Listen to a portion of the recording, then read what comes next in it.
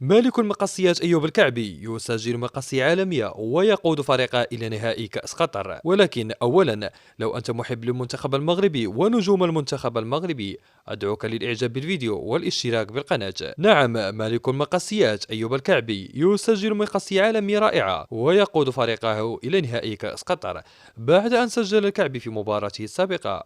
هو اليوم يساهم في فوز فريقه السد على نظيره نادي الشحاني في نصف نهائي كأس قطر نتيجة 5 أهداف ل1، حيث منح فريقه الهدف الثاني في الدقيقة 26 ليتأهل للمباراة النهائية ليواجه الفائز.